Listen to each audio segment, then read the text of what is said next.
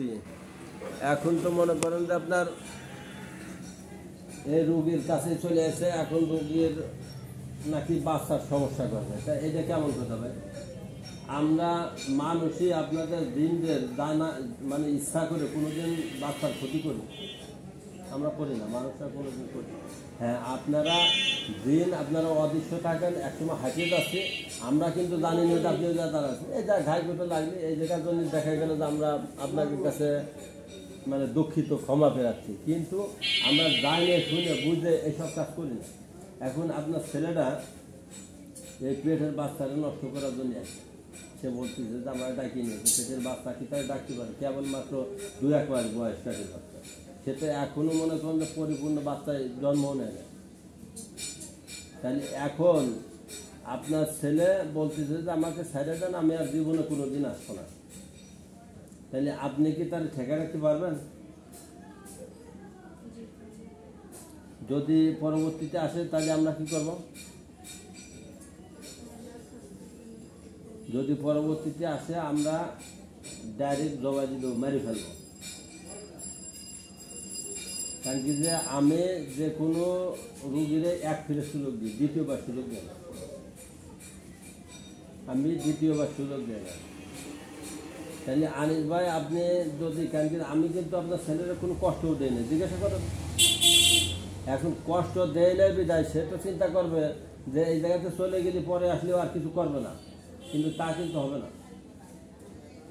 আপনি আমার এখানে খোঁজ নেন, আমি হাজার হাজার না কোটি কোটি দিন মারছি এখানে, কোটি কোটি। কারণ কি যে কালে মানে এত শক্তিধর, সে কয় যে পৃথিবীর কেউ মানে মারতে পারবে না, তার সাথে 1.5 কোটি দিন ছিল। আপনি এই জায়গায় একটু খোঁজ নেন, এই যা খোঁজ নিলে আপনি পাই ধরুন, সে 1.5 কোটি সহ একবারে মারি দিয়েছে। এখন দেখা গেল যে আপনারা স্বেচ্ছায় আপনার ছেলেরা কোনো শাস্তি না দিয়ে ছেড়ে দিচ্ছি, এখন সে চিন্তা করতে পারে যে আমার তো কিছুই করতে পারে না, কিন্তু পরবর্তীতে তার বাঁচতে পারবে না।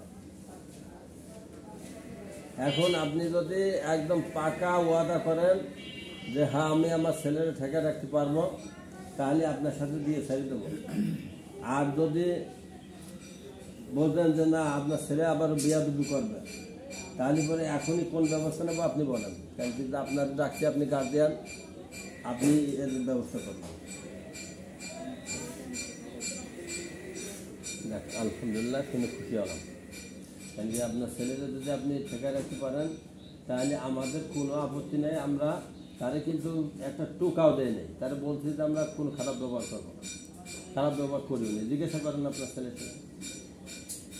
আচ্ছা ঠিক আছে, তাহলে ভাই যদি পরবর্তীতে আসে তাহলে আমি কিন্তু পরবর্তীতে আপনারও আর ডাকবো না। সে আসার সাথে আমি এই রুগী আসার সাথে কিন্তু আমি তারে মারি দেব।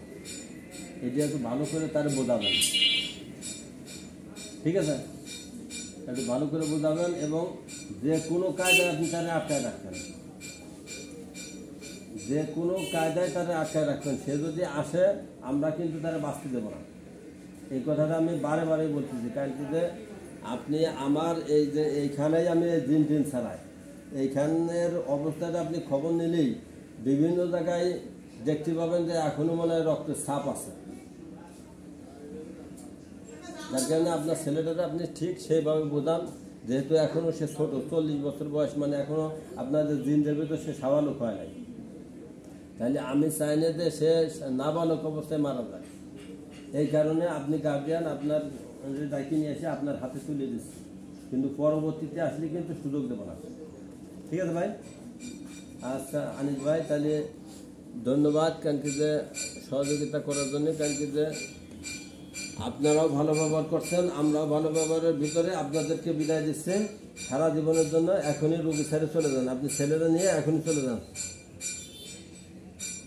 যান খুব দ্রুত চলে যান। কারণ রোগী ছেড়ে দেন,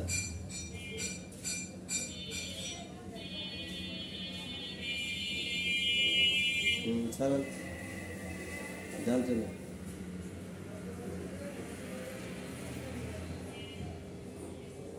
থাক 1 মিনিট থাক।